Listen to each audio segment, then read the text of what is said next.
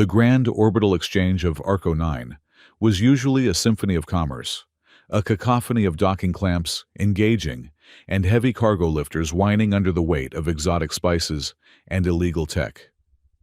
But for the last 2 days, the dominant sound in Sector 7 had been the screaming, discordant whine of a Vaxian dreadnought, trying and failing to stabilize its warp core. The pride of Vaxia was a monstrosity of chrome and black steel, designed to look intimidating even when it was parked. Right now, however, it was merely an embarrassment. Mira crouched behind a stack of crates filled with dehydrated algae, her felled ears twitching violently against the noise. As a Falari, her senses were tuned significantly higher than the average humanoid. The sound coming from the Vaxian ship was not just a mechanical failure to her, it sounded like a dying animal gasping for breath.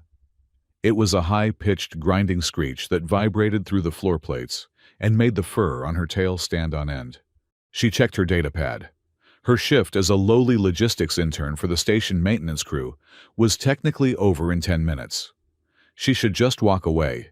She should go back to her cramped quarters, eat her nutrient paste, and ignore the fact that the Vaxian high engineers were incompetent.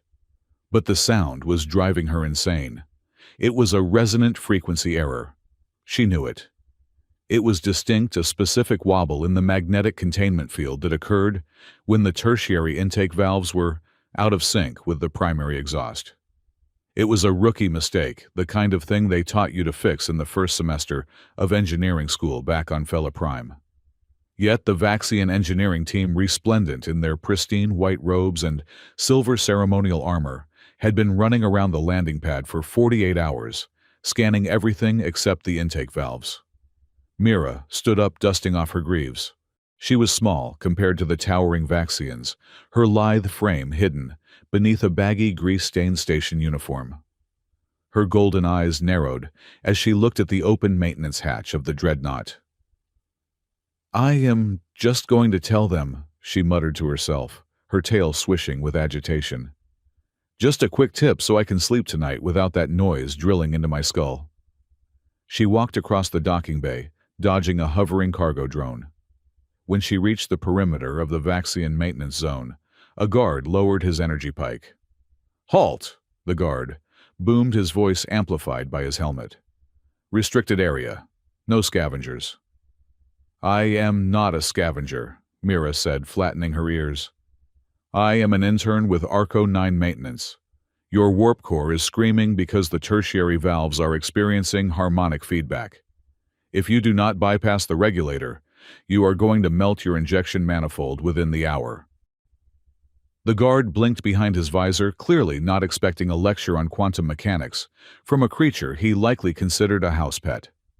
Before he could respond, a tall, imposing figure descended the ramp. It was the chief engineer, a Vaxian named Valek. He was unhelmeted, revealing pale, hairless skin and eyes that looked like chips of ice. He looked exhausted, but his arrogance remained perfectly intact. "What is this?" Valek asked, his voice dripping with disdain. "This creature claims to know why the core is destabilizing high engineer," the guard said, sounding amused. Valek looked down at Mira. He saw the twitching ears, the oil stains on her hands, the cheap station badge. He sneered. Falari. I suppose you think your primitive instincts are superior to Vaxian calculation." "I think my ears work better than your sensors," Mira shot back, losing her patience. "It is a simple bypass. I can fix it in 15 minutes. Or you can stand here looking important while your ship turns into a pile of molten slag." The crew around them went silent. Insulting a high engineer was usually grounds for immediate execution, or at least a severe beating. But Valek paused. He had been failing for 2 days. His reputation was bleeding out with every passing hour the ship remained grounded. "Let her try," Valek said, a cruel smile touching his lips. "I am curious. Let us see the cat perform a trick.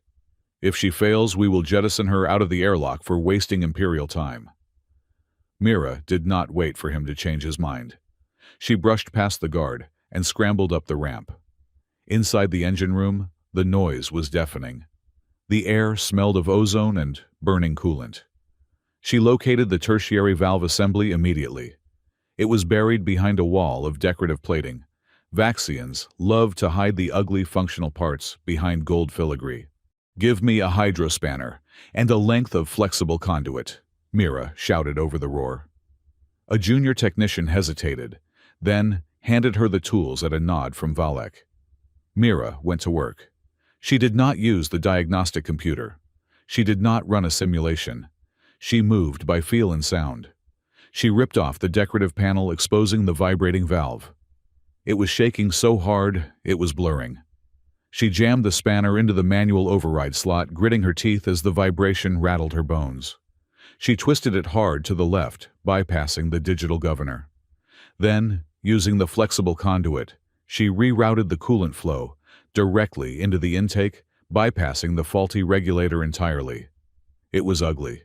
It was non-standard. It was something no textbook would recommend. She secured the conduit with a piece of magnetic tape she pulled from her pocket and kicked the casing back into place.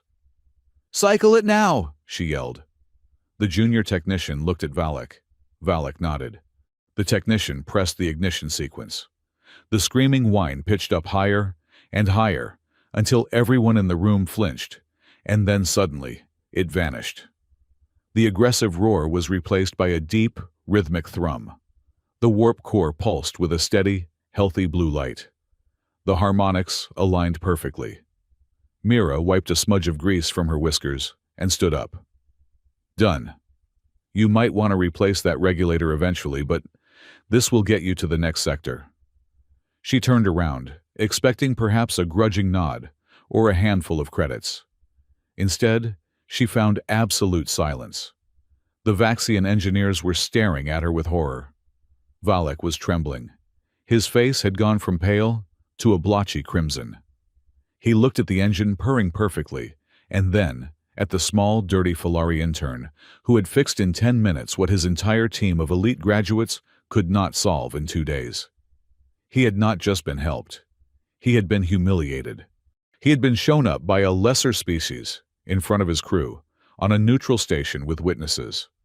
In Vaxian culture, competence was the only currency, and he was now bankrupt. "Seize her," Valek whispered. "Excuse me," Mira asked, her tail freezing mid-swish. "I said seize her!" Valek roared, his voice cracking. "She has sabotaged the sacred architecture of the engine. She has violated the protocols of engineering. Arrest this saboteur immediately." The trial took place 3 days later, not on the station, but in the supreme adjudication chamber of the Vaxian consulate. The room was a vast cylinder of polished chrome and freezing air. Mira stood on a small platform in the center, her wrists bound by energy cuffs that stung her fur whenever she moved. 12 judges sat on elevated podiums that circled her, looking down like gargoyles, made of silver and judgment. They were the High Council of Engineering, the arbiters of all things mechanical and social in the Vaxian Empire. "The accused stands charged with gross insubordination, technological heresy, and malicious competence," the head judge intoned. His voice was synthesized booming from hidden speakers. "Malicious competence," Mira shouted, her ears flattened against her skull. "That is not even a crime. I fixed your ship. I saved you thousands of credits in repairs." "Silence," the judge commanded. A shock ran through the cuffs, forcing Mira to her knees. "You dared to lay hands on a Class A warp drive without certification. You utilized non-standard primitive techniques, a kick and a patch, thereby insulting the purity of Vaxian design. Worst of all, you caused High Engineer Valek to lose face before his subordinates. You disrupted the hierarchy. A machine that runs because of chaos is an abomination. It must run because of order." Mira glared up at them. She realized then that this was not about the engine. It never was. It was about pride. It was about the fact that a catgirl with a wrench was better than their best theorist. "I am a good engineer," Mira hissed. "Better than him." She nodded her head toward Valek, who stood in the shadows, looking smug. Arrogance, the judge declared. Unchecked, wild arrogance. You believe yourself superior because you possess a knack for crude repairs. You require a lesson in humility. You require a master who represents the very opposite of your unearned pride. The judges conferred for a moment, their internal comms clicking softly. Then the head judge turned back to Mira, a cruel smile suggested in his metallic features. We have deliberated. We will not imprison you in a cell, for that would only allow you to fester in your martyrdom. Instead, we sentence you to 3 years of mandatory servitude. Servitude, Mira choked out. To whom? You believe you are the apex of engineering, the judge said smoothly. So we have scoured the sector records to find a mentor suitable for your punishment. You will serve the lowest, most pathetic excuse for a mechanic in the known galaxy. A human who operates a scrapyard on the very edge of the Asterian Rim. A man who had the potential for greatness but chose to flee from duty. A man known across the networks as the coward mechanic. A hologram flickered to life in the center of the room. It showed a grainy image of a man with messy dark hair eyes that looked like they had not slept in a decade, and a posture of perpetual defeat. His name is Rowan Hale, the judge pronounced the name like it was a curse. He runs a derelict station called Hale's Drift Dock. It is a graveyard for ships run by a man who is afraid of the stars. You will work for him. You will obey him. You will learn that without discipline, talent is nothing but a parlor trick. You will rot in the rust until your arrogance is ground down to dust. Mira looked at the image of the human. He looked pathetic. He looked like he barely knew which end of a plasma torch to hold. 3 years, Mira whispered, horror dawning on her. You are sending me to a junkyard to work for a coward. Let us see if you are still so proud when you are scrubbing carbon scoring off salvage barges for a man who is too afraid to leave his own airlock, Volek sneered from the sidelines. The gavel slammed down, a sound like a thunderclap, sealing her fate. Hale's drift dock was less a station and more a collection of accidents welded together. It hung in the darkness of the Asterian Rim, a region of space known for its treacherous ion storms and absolute lack of anything interesting. The station was an ugly asymmetric lump of rusted iron, pressurized habitats, and docking clamps that looked like skeletal fingers grasping at the void. The navigation lights flickered with the erratic rhythm of a dying capacitor. Deep inside the station, in a room shielded by 3 layers of lead and a dampening field that did not appear on any schematic, Rowan Hale stood on a ladder. The room was circular and completely dark save for the object in the center. It was a sphere, 10 feet in diameter, composed not of glass or metal, but of light. It was a living star map, a relic of a time so ancient that the civilizations who built it were now just dust in the strata of dead worlds. Inside the sphere, millions of tiny lights connected by gossamer threads of gold and blue pulsed softly. It was a real-time representation of the galaxy's transit network, the hyperlanes, the jump points, the trade routes. It was beautiful, and it was terrifying. Rowan reached out his hand. His fingers were calloused, stained with oil that no amount of scrubbing could remove. He did not look like a man who held the galaxy in his spare room. He looked like a man who struggled to pay his heating bill. He touched a thin, wavering line of blue light near the beta quadrant. The line was vibrating, threatening to snap. If it snapped, a hyperlane used by 4,000 refugee ships would collapse, stranding them in deep space. Easy now, Rowan whispered, his voice raspy from disuse. He twisted his wrist, a subtle, intricate motion, as if he were tuning a violin string. Inside the sphere, the line of light stabilized. It hummed a pure, clear note that resonated in Rowan's chest. Millions of light years away in the vacuum of space, a gravitational shear that had been building for weeks suddenly smoothed out. The refugee ships passed through safely, unaware that a mechanic in a rusty station had just saved their lives with a flick of his wrist. Rowan sighed and dropped his hand. He climbed down the ladder, his knees cracking. He wiped his face with a rag that was already dirty. Hold the line for one more day, he murmured to the map. Just one more day. He walked over to the heavy blast door, keyed in a code that was 40 digits long, and sealed the room. When he stepped out into the corridor, his posture slumped. The master of the map vanished, replaced by the coward mechanic. He shuffled toward the docking bay. The sensors indicated a Vaxian transport was on approach. Great, he muttered. Company. The Vaxian transport did not dock gracefully. It slammed onto the landing pad with enough force to shake dust from the ceiling rafters. The airlock hissed open, and 2 armored guards dragged Mira out. They did not walk her down the ramp they threw her. Mira tumbled onto the grated floor of the docking bay, her duffel bag landing hard beside her. She scrambled to her feet, hissing, her claws extending instinctively. "Enjoy your new home trash," one of the guards laughed. "Try not to break anything valuable." "Oh wait, nothing here is valuable."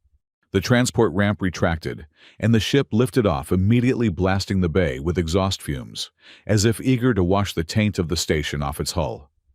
Mira coughed, waving the smoke away. She stood alone on the silent, dimly lit deck. The station was cold. It smelled of old hydraulic fluid, stale air, and something else. Something ancient, like wet stone in a deep cave. "You are blocking the mag lift." Mira spun around. Rowan Hale was leaning against a support strut, holding a mug of something that steamed and smelled vaguely of engine coolant.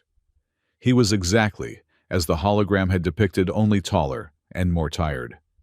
His gray jumpsuit was patched in 3 places, with mismatched fabric. His hair was a bird's nest of black tangles.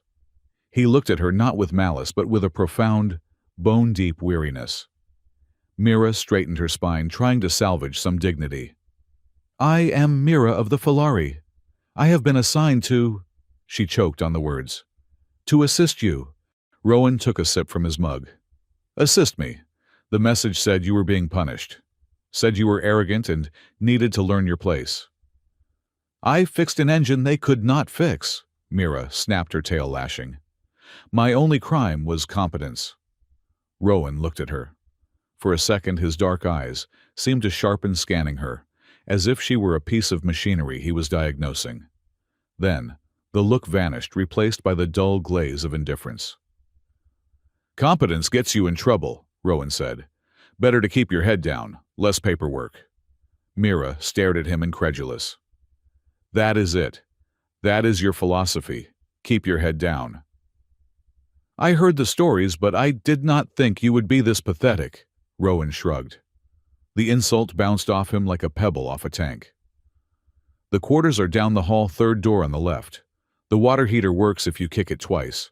Shift starts at 0800. Don't be late." He turned and began to walk away, his boots scuffing on the metal floor. "Wait!" Mira called out. "What are we working on?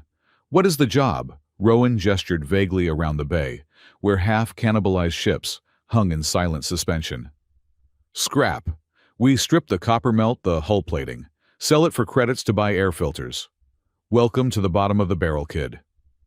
"I am an engineer," Mira shouted at his retreating back.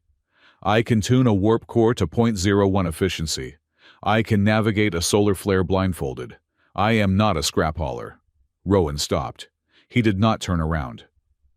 "You are whatever the universe says you are today. And today, you are the janitor. Get some sleep." He disappeared around the corner. Mira stood there, her fists clenched, her breathing ragged. The silence of the station pressed in on her. It was heavy, oppressive. This was it. 3 years of stripping copper for a man who had given up on life. It was a fate worse than prison. She grabbed her duffel bag and marched toward the crew quarters. The room she found was small, metallic, and Spartan. There was a bunk with a thin mattress, a locker, and a small viewport that looked out onto the asteroid field. Mira threw her bag on the floor and sat on the edge of the bed. She wanted to scream. She wanted to claw the walls. She felt the hot sting of tears in her eyes, tears of rage, not sadness. "I will not break," she whispered to the empty room. "I will serve my time, and I will leave this rust bucket, and I will show them all." She lay back on the mattress, staring at the ceiling. The station was quiet, save for the distant groaning of metal settling against the cold of space. But then, as her breathing slowed and her ears swiveled toward the floor, she heard it. It was faint, so faint that a human would never have noticed it. But to a Falari, it was distinct. It was a low, rhythmic vibration coming from deep within the station's superstructure. It was not the chaotic rattle of loose machinery or the hum of a standard power generator. It was a steady, resonant thrum. Thump-thump, thump-thump. It sounded like a heartbeat. It sounded like the station was alive, and it was singing a very quiet, very complex song. Mira frowned, pressing her ear against the cold metal of the wall. The sound was soothing, yet incredibly powerful, implying a source of energy far greater than what a scrap station should possess. "What are you hiding, Rowan Hale?" she whispered. The vibration pulsed against her cheek, a secret kept in the dark. Mira closed her eyes. She was stuck in hell, yes. But for the first time since the trial, her curiosity outweighed her anger. "There is something here," she murmured, her tail curling around her leg as sleep finally began to pull her under. "Something bigger than my ego." The heartbeat continued, holding the line for one more day. The first week at Hale's drift dock was not an education in advanced warp mechanics or quantum field theory. It was an education in grease grime and the varied olfactory profiles of burning insulation. Rowan Hale did not hand Mira a diagnostic tablet or a schematics holoprojector. Instead, on her very first morning, he handed her a bucket of industrial solvent and a stiff wire brush. "The intake manifolds on the Western solar array are calcified," Rowan said, his voice raspy with morning grogginess. He was wearing the same jumpsuit as the day before, though now it sported a fresh smear of oil on the left shoulder. "Scrub them until you can see your face in the alloy." Mira stared at the bucket as if it contained radioactive waste. Her ears flattened against her skull. "I am a certified warp technician.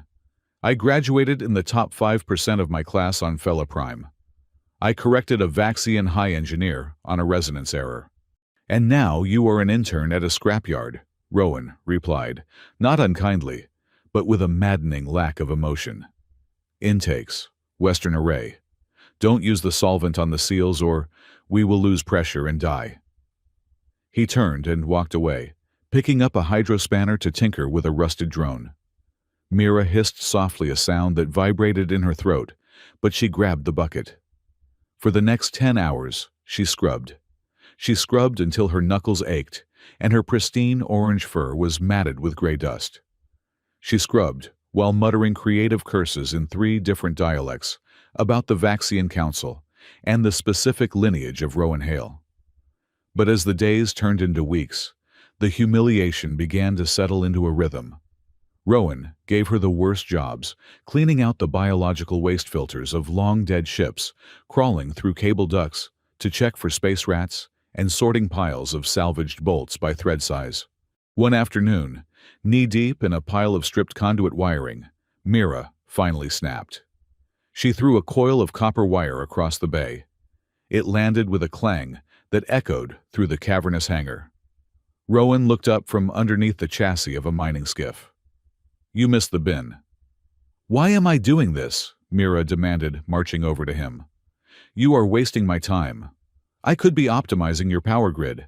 I could be recalibrating the station's gravity plating, which, by the way, lists to the left in Sector 4. But instead I am sorting trash." "Is this just to humiliate me? Is that what the Vaxians paid you to do?" Rowan slid out from under the skiff. He sat up, wiping his hands on a rag that was black with grease. He looked at her. Really looked at her with those tired, dark eyes that seemed to hold too much gravity. "You smell that?" he asked. Mira blinked. "Smell what? The hydraulic fluid, the rust, the despair." "The ozone," Rowan said softly. "Under the hydraulic fluid. There is a sharp tang of ozone specifically from a burnt capacitor. And beneath that, the smell of heated polycarbonate." He pointed a greasy finger at the ship behind him. "You want to be an engineer, Mira, a real one." The screens lie. Sensors have lag. But the smell, the vibration, the heat that never lies. A good engineer starts where the dirt is. If you cannot feel the machine, you cannot fix it. He stood up and tossed the rag onto a workbench. When you can tell me which capacitor is blown just by walking into the room, then you can touch the gravity plating. Until then, pick up the wire. Mira stood there fuming. She wanted to argue, to throw her credentials in his face. But as she inhaled, she realized he was right. Beneath the overwhelming stench of the hangar, there was a faint, acidic bite of burnt capacitor. She had missed it, because she was too busy being angry. She walked back to the copper wire, picked it up, and dropped it into the bin. She did not say a word, but she saw the corner of Rowan's mouth twitch upward just for a second. The shift in their dynamic happened during the repair of the Starlight Pilgrim, a passenger liner that had seen better centuries. It was a bulky, ugly thing limping into the dock, with a thruster assembly that shuddered so violently it threatened to shake the rivets out of the hull. The captain, a frantic avian creature with molting feathers, was pacing the deck. "I have a schedule to keep. The pilgrimage to the Twin Suns begins in 2 days. The computer says the magnetic couplers are misaligned, but I have replaced them twice." Mira pulled out her datapad, ready to run a Level 4 diagnostic. "I can interface with the central processor and run a simulation on the thrust vectoring. It should take about 40 minutes to isolate the..." "No," Rowan said. He walked past her, ignoring the captain and the datapad. He walked up to the massive starboard thruster bell. It was hot, radiating waves of shimmering air. Rowan took off his glove and placed his bare hand against the scorched metal of the housing. He closed his eyes. Mira watched him. It seemed reckless. He was leaning his ear against a machine capable of generating enough thrust to move a mountain. "Turn it over," Rowan shouted to the pilot in the cockpit. 5% power. Pulse it." The engine roared. The ship bucked against the docking clamps. Rowan did not flinch. He kept his hand on the metal, his head tilted, listening to the cacophony of roaring plasma. "Cut it!" Rowan yelled. The engine died down. Rowan turned to Mira. "It is not the couplers. It is the fuel injection manifold on cylinder 4. It has a hairline fracture.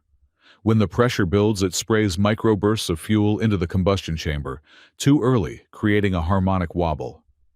Mira stared at him. "Did you feel a hairline fracture inside a cast-iron manifold while the engine was firing?" "I felt the rhythm skip," Rowan said, wiping his hand on his pants. "It is like a heart murmur. Swap the manifold, Mira. It will run smoothly." Mira hesitated, then climbed up the maintenance ladder. She unlatched the access panel to cylinder 4. She pulled the manifold. She held it up to the light. There, almost invisible to the naked eye, was a hairline crack running along the seam. She looked down at Rowan. He was already talking to the avian captain, discussing payment in credits and dried fruit. "Well," Rowan called up to her. "It is the manifold," Mira called back, her voice tight. She swapped the part quickly, her hands moving with practiced efficiency. When they fired the engine again, it purred. A steady, deep hum with no vibration. As the Pilgrim detached and drifted away, Mira stood next to Rowan at the viewport. "That was luck," she said, crossing her arms. "You guessed." Rowan took a sip of his terrible coffee. "Maybe. Or maybe I just listened. It is scientifically impossible to diagnose a fracture that small by touch." Mira insisted, her tail swishing behind her. "Science is just a way of describing what happens," Rowan said. "It does not always capture how it feels." He looked at her sideways. "Good work on the swap, though. You are fast." Mira felt a strange warmth in her chest that had nothing to do with the ship's exhaust. She suppressed a purr. "I am always fast. I am Falari." The incident in the thermal conduit happened 3 weeks later. The station's heating system was acting up, specifically in the lower residential ring. Mira, being the smaller of the two, was elected to crawl into the primary ventilation shaft to clear a blockage. I hate this, Mira grumbled, her voice echoing in the narrow metal tube. I am an engineer, not a ferret. You fit, I don't, Rowan's voice came through the comms in her ear. Just reach the junction box and reset the breaker. Mira wiggled forward. It was tight. The air was dry and dusty. She reached the junction, flipped the breaker, and felt the hum of the heaters kicking back on. Done. Coming out. She tried to back up. She moved her shoulders, then her hips. Then she stopped. Problem? Rowan asked. My tail, Mira whispered. Say again. My tail is caught on a bracket, she hissed. I cannot move backward without ripping out fur. Stay calm, Rowan said, his voice shifting from bored to alert. I am opening the access hatch at Section 4. Hold on. A moment later, light flooded the tunnel as a panel above her was wrenched open. Rowan's face appeared upside down. You are stuck, he observed. Thank you for the analysis, genius, Mira spat. Get me out. Rowan reached in. It was an awkward angle. He had to grab her by the waist to leverage her free from the bracket. On 3. 1, 2, 3. He pulled, Mira yelped. There was a frantic scrambling of limbs, a sharp tug on her tail, and then she came flying out of the hatch. Gravity took over. She landed directly on top of Rowan. They hit the metal grating of the catwalk with a thud. Mira was straddling him, her hands pressed against his chest to break her fall. Rowan lay flat on his back, winded. For a moment, nobody moved. Mira looked down. Rowan's face was inches from hers.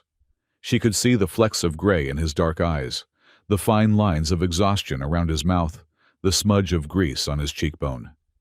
He smelled of old oil coffee and something surprisingly warm, like amber. Rowan's hands were still on her waist where he had grabbed her to pull her out. He did not let go immediately. His grip was firm, his palms warm through her thin flight suit. You, Mira started, but her voice failed her. I didn't break your spine, did I? Rowan asked, his voice breathless. You almost pulled my tail off, Mira whispered. She didn't move. Her heart was hammering against her ribs, a rapid staccato beat. She realized with a sudden terrifying clarity that he was not just a broken mechanic. He was a man with strong hands and eyes that saw too much. Rowan stared up at her. His gaze dropped to her lips, then flicked back to her eyes. His fingers tightened on her waist just for a fraction of a second, a subconscious check, a grounding. The air between them seemed to ionize, crackling with static tension. Then Rowan cleared his throat. He released her waist, as if her suit had suddenly become red hot. Right, he said, scrambling to sit up. Heater is fixed. Good job. Mira scrambled backward, her ears burning hot. She dusted herself off aggressively, refusing to look at him. Yes, good, efficient. I will go check the other thing, elsewhere. Good plan, Rowan said, looking intently at a rivet on the floor. They walked away in opposite directions, both walking slightly faster than necessary. The weekly call with the Vaxian Council was a ritual in masochism. Every 7 days, the holographic face of a Vaxian proctor would appear on the main console, demanding a status report on the prisoner. Mira stood before the camera, her posture rigid. Rowan was in the background underneath the belly of a cargo hauler, welding a patch onto the hull. Sparks cascaded down around him like golden rain. Subject Mira, the proctor intoned, his voice tinny through the speakers. Do you report sufficient suffering? Has the indignity of your position taught you the value of the Vaxian hierarchy? I am learning, Mira said neutrally. Good. Is the human incompetent? Does he weep over his failures? We trust the coward mechanic is providing a suitably pathetic environment. Mira looked at the screen. Then she looked over her shoulder at Rowan. He was tired. He was dirty. He lived on a rock in the middle of nowhere. But earlier that morning, when she had woken up late, she found a thermos of hot broth and a protein bar sitting on her workstation. He hadn't said a word about it. He had just left it there, because he knew she hated working on an empty stomach. And right now, he was welding a hull plate on a ship that belonged to a family of refugees who couldn't pay him a single credit. He was doing it for free, simply because their air seals were failing. Something hot and fierce rose in Mira's chest. "Rowan Hale is not incompetent," Mira said, her voice steady and sharp. The proctor blinked. "Excuse me." "I said he is not incompetent." Mira stepped closer to the lens. "In fact, I have learned that there are people in this galaxy who can fix a ship better than your high engineers, and they manage to do it without screaming at their subordinates or demanding a parade for tightening a bolt." "You dare?" "I dare," Mira cut him off. "He understands machines. You only understand manuals. There is a difference. End of report." She slammed her hand onto the terminate button. The screen went black. The silence in the hangar was heavy. The welding stopped. Mira stood there breathing hard, terrified by her own outburst. She had just insulted her parole officers. That could extend her sentence. "You shouldn't antagonize them," Rowan's voice came from behind her. She turned. He had lifted his welding mask. He was looking at her, with an expression she couldn't quite place, surprise perhaps, and something softer. "They are idiots," Mira muttered, crossing her arms to hide the shaking of her hands. "And you are adequate, mostly," Rowan chuckled. It was a rusty, dry sound, but it was genuine. "Adequate. I will put that on my resume." He looked at her for a long moment, and the space between them felt charged again, echoing the moment in the thermal conduit. "Thanks, Mira." "Don't get used to it," she snapped, turning away to hide the flush on her face. As the months passed, the domestic rhythm of the station was interrupted by the outside universe. It started with rumors. Pilots passing through spoke of jump drift, coordinates, shifting by 0.05% during transit. Then it got worse. A mining frigate overshot its exit gate by 3 light-years. A courier drone materialized inside a moon instead of orbit. Every time a report came in, Mira noticed Rowan acting strangely. He would disappear into his private quarters, the locked room she was never allowed to enter. When he came out, he would look drained, his hands shaking slightly. One evening, while running a diagnostic on the comms array, Mira saw him through a gap in the bulkhead. He was standing by a section of the wall she thought was solid. He pressed a sequence of hidden panels, and a small compartment opened. Inside, glowing with a soft pulsing blue light, was a crystal cluster. It looked ancient, covered in carvings that hurt her eyes if she stared too long. Rowan was adjusting it, turning the crystal facets with agonizing slowness. "Hold together," she heard him whisper. "Don't break another node. Just hold." He turned a facet, and a spark of blue energy jumped from the crystal to his fingertip. He hissed in pain, but didn't pull away. He held it until the light stabilized. Mira pulled back into the shadows, her heart racing. That wasn't mechanics. That wasn't engineering. That was something else. Something old. Her internal conflict began to gnaw at her. She hated the Vaxians for putting her here. She missed the gleaming cities of Fella Prime. But this rusty station felt safer than anywhere she had ever been. And Rowan, despite his nickname, despite the coward label, was the bravest man she had ever seen. He touched engines that were ready to explode. He took in ships that were radioactive hazards. He wasn't hiding from danger. He was hiding from the world. The arrival of Captain Jax changed everything. Jax's ship. The Void Runner was a patchwork freighter that looked like it was held together by duct tape and prayers. Jax himself was a massive bearded human with a cybernetic eye and a laugh that shook the bulkheads. He stormed into the docking bay, kicking a crate. "Rowan, you old ghost," Jax bellowed. Rowan descended from the catwalk, wiping his hands. "Jax, you are late. I expected you 3 cycles ago." "Don't talk to me about cycles," Jax growled, spitting on the deck. "The lanes are a mess, Rowan. A total mess. We got pulled out of hyperspace twice, and the star tithe's gone." Rowan froze. His entire body went rigid. "What did you say?" Mira, who was sorting cargo nearby, pricked up her ears. Star tithes was a term she had heard in history books, a theoretical energy tax that warp drives paid to the universe to maintain stability. Most people thought it was a myth. "The tithes," Jax waved his hand angrily. "My drive spun up the energy drained, but it didn't go into the lane. It just vanished, sucked into the void, like someone put a siphon on the slipstream." "Where?" Rowan asked. His voice was dangerously quiet. "Asterion sector, near the nebula, and the Gamma cluster," Jax said. "It is happening everywhere, Rowan. Someone is blocking the flow. The lanes are starving. If they collapse, we are talking about stranded colonies, starvation, chaos." Rowan turned away, his face pale. "Someone is tampering with the flow regulators." "Who?" Jax asked. "Who has that kind of tech? The Vaxians, the Federation." Rowan didn't answer. He looked at the floor. His jaw clenched so hard, a muscle feathered in his cheek. He knew. Mira could see it. He knew exactly what was happening, and it terrified him.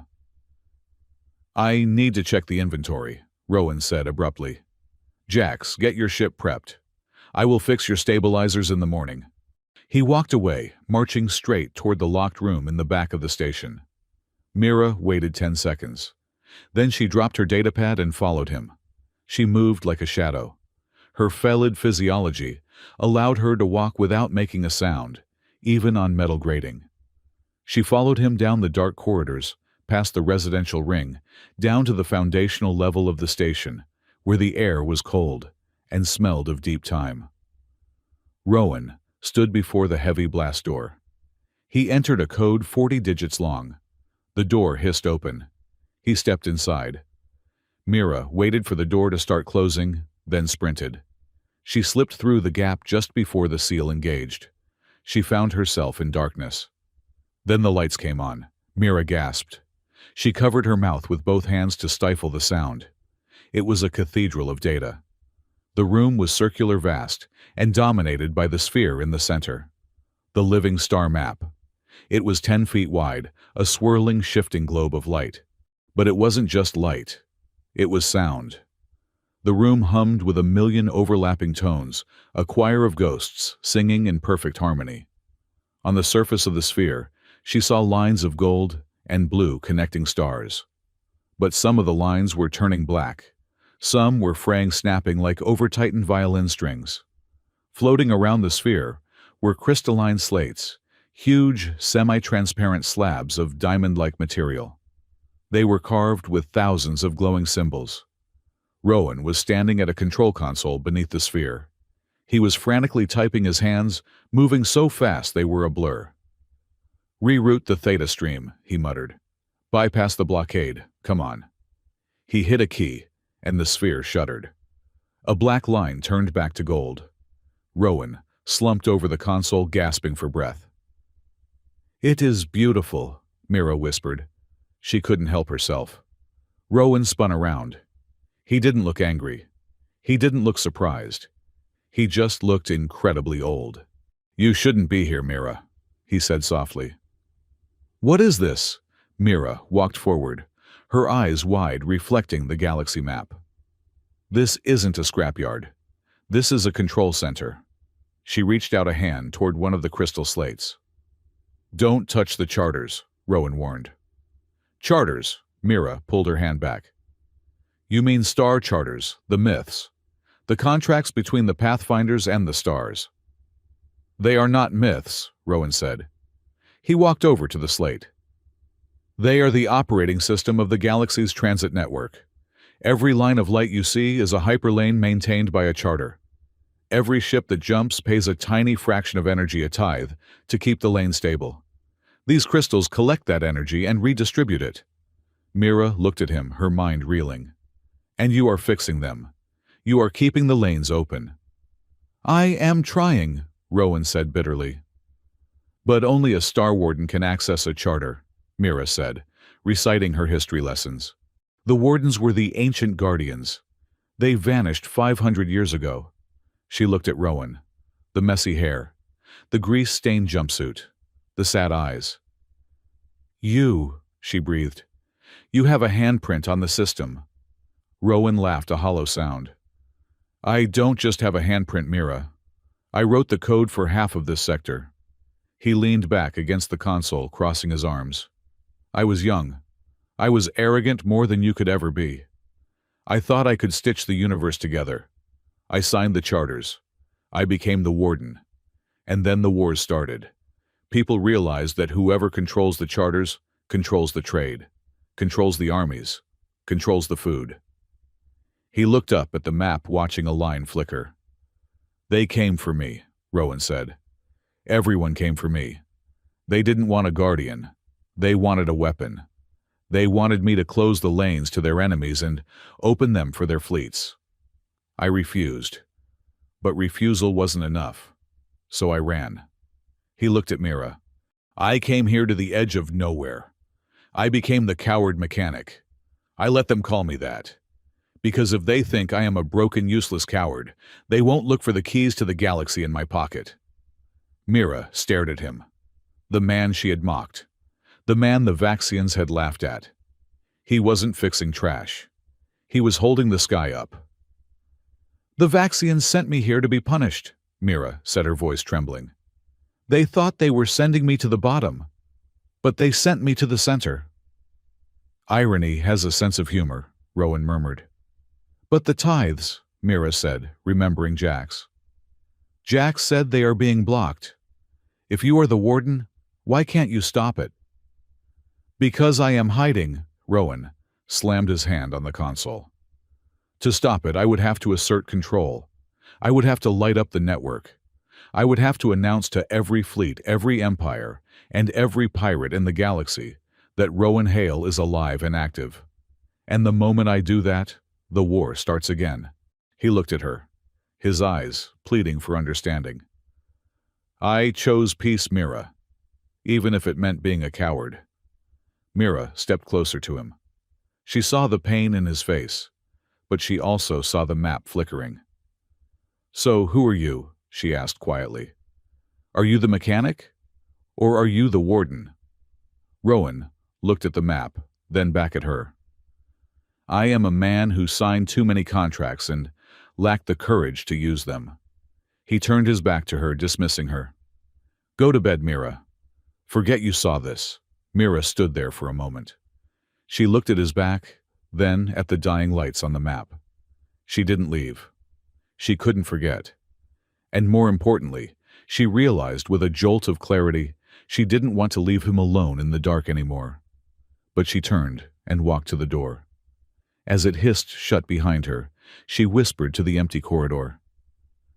You are not a coward, Rowan. You are just waiting for a reason to fight. And she had a feeling that reason was coming faster than the speed of light.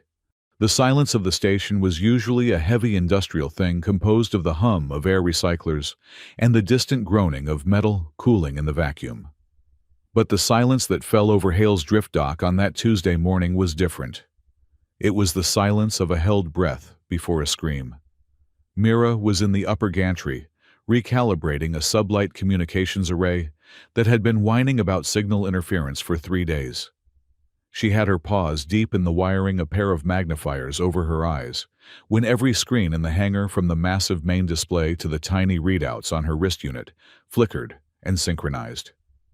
The static cleared, instantly replaced by the pristine, sterile white logo of the Vaxian High Council of Engineering. Attention citizens of the Galactic Transit Authority and all unaffiliated sectors, a voice boomed. It was not the synthesized voice of a computer, but the smooth, arrogant baritone of High Engineer Valek.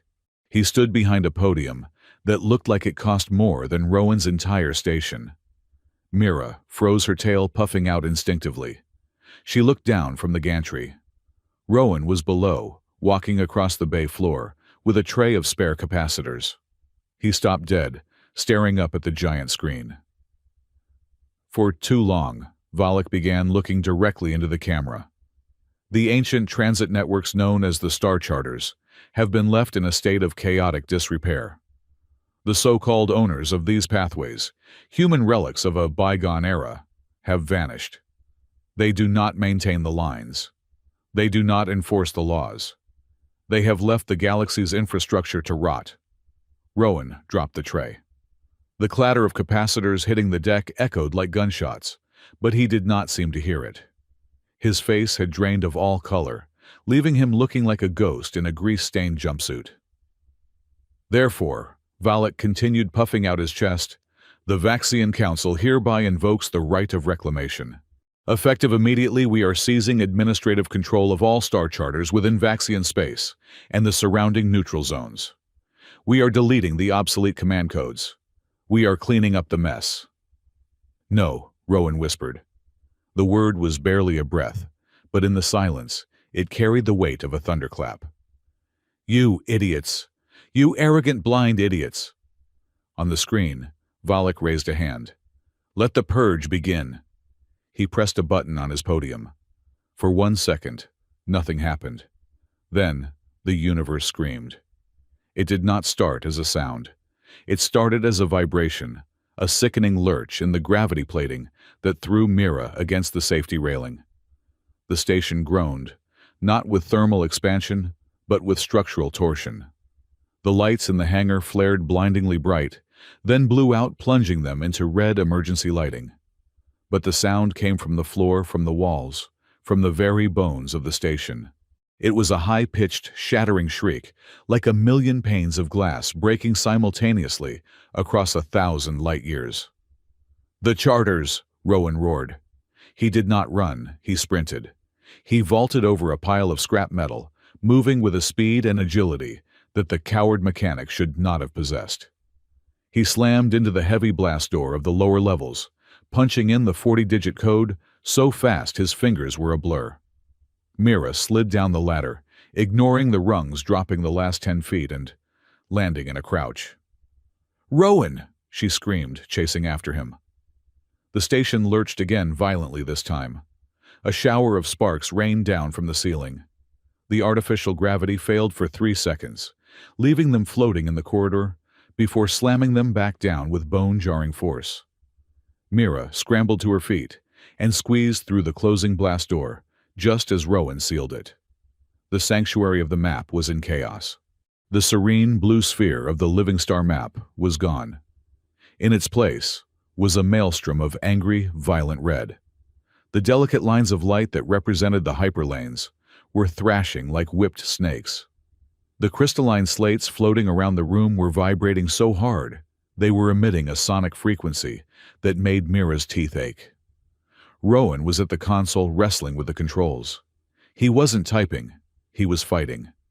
He had both hands pressed onto the interface surface, his muscles straining as if he were physically holding back a flood. "They tried to overwrite the root code," Rowan yelled, over the screaming of the crystals. "They tried to delete the primary signature. The system thinks it is under attack." "What does that mean?" Mira shouted, covering her sensitive ears. "It means the defense mechanism triggered." Rowan gritted his teeth, sweat pouring down his face. "The charters are not just maps, Mira. They are contracts. If one side breaks the contract by force, the road closes. The system is locking down. It is severing the connections."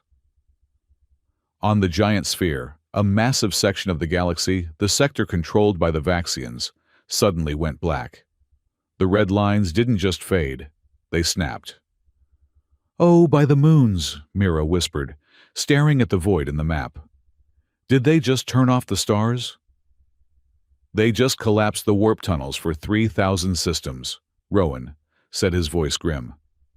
"Any ship currently in transit in that sector just got dumped out of hyperspace into hard vacuum. Any ship trying to jump in will hit a wall of metric space-time." He spun a dial, his fingers flying across the holographic keys. "I have to isolate the cascade. If the Vaxian sector collapses, it will pull the neutral zones with it. The tension on the remaining lines will be too high. The whole web will snap." "What can I do?" Mira demanded. She rushed to his side. "Monitor the titration levels on the beta cluster. Rowan pointed to a secondary screen that was flashing critical warnings.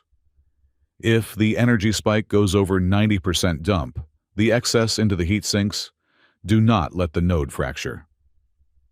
For the next hour, there was no time to think, no time to be afraid. There was only the frantic dance of disaster management. Mira and Rowan worked in perfect sync, a two-person crew, trying to steer a galaxy-sized ship through a hurricane. Mira watched the energy levels venting power into the station's massive capacitor banks whenever the red lines spiked. The station shook the hull, groaning under the strain of containing energies that were meant to flow between stars, not be bottled up in a scrapyard. Finally, the screaming died down to a low, ominous thrum. The map stabilized. The Vaxian sector remained a black void, a dead zone, but the darkness had stopped spreading. The rest of the galaxy was a web of angry orange lines, trembling, but holding. Rowan slumped against the console, sliding down until he hit the floor. He buried his face in his hands. His breathing was ragged, like a man who had just run a marathon. "We held it," Mira whispered, her voice trembling. "Rowan, we held it." Rowan didn't look up. "We didn't hold anything, Mira. We just stopped the bleeding. The Vaxians, those fools. They just stranded millions of people." He looked up then, and his eyes were haunted. "Do you know why I built the lockout protocol? Do you know why I made it so that unauthorized deletion freezes the lanes?" Mira shook her head slowly. "To stop armies," Rowan said softly. 500 years ago, empires tried to seize the lanes to bypass defenses. They wanted to jump fleets directly into enemy capitals. So I rigged the game. I made it so that if you try to steal the road disappears. I thought it would force them to negotiate. I thought it would force peace. He laughed, a bitter, broken sound. "I never thought they would be stupid enough to trigger it out of bureaucratic arrogance." "Rowan," Mira said, stepping closer. "The Vaxians, they said the owners vanished. They said nobody was maintaining the lines." "I was maintaining them," Rowan shouted, slamming his fist into the floor. "Every day, every morning, I tuned the drift, I smoothed the gravity wells, I just did it quietly, so they wouldn't find me." He stood up, walking over to the central sphere. He reached out and touched a black dead line. "And now," he whispered, "because I hid, because I was too afraid to show my face, they thought the house was empty. They tried to break down the door, and the roof collapsed on everyone." Mira looked at the map. She saw the sheer scale of the devastation. But then she noticed something else. "Rowan," she said, "the energy we vented, the readout says we dumped 4 petajoules of energy into the capacitors. Where did that come from? The station's reactor can't generate that." Rowan turned to look at her. He looked tired, older than his years. "It is the tithes," he said. "The tithes," Mira repeated. "The tax jacks mentioned it. The energy toll." "Every time a ship jumps," Rowan explained, his voice flat. "Every time a freighter, a liner, or a patrol boat enters a charter lane, the drive shunts a fraction of a percent of its energy into the network to stabilize the tunnel. That is the tithe. It keeps the lanes open." He gestured to the glowing crystals floating around them. "But the energy doesn't just disappear. It cycles. It accumulates." And as the Star Warden, as the one who holds the master key, Mira's eyes went wide. She looked at the crystals, really seeing them for the first time. They weren't just controls. They were batteries. "You collect it," she breathed. "You collect the tithes." "I have access to it," Rowan corrected. "I haven't spent a single joule in 40 years. It just sits there, growing." Mira backed away slowly, her mind reeling at the implication. "Rowan, if you have access to the accumulated energy of billions of star jumps over 40 years, you are not just a mechanic." She looked at the ragged man in the dirty jumpsuit. "You are a walking supernova," she whispered.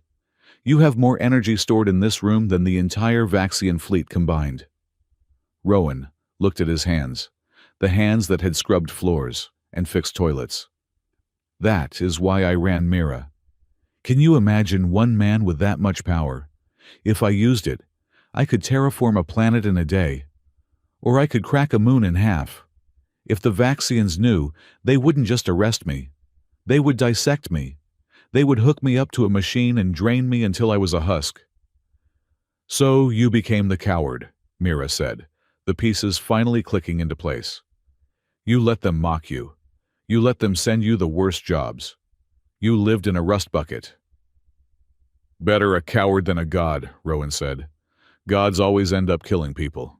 Before Mira could answer, the red emergency lights in the room pulsed. A proximity alarm began to blare, not the soft chime of a customer arrival, but the harsh, dissonant klaxon of a perimeter breach. Sensors! Rowan snapped, leaping back to the console.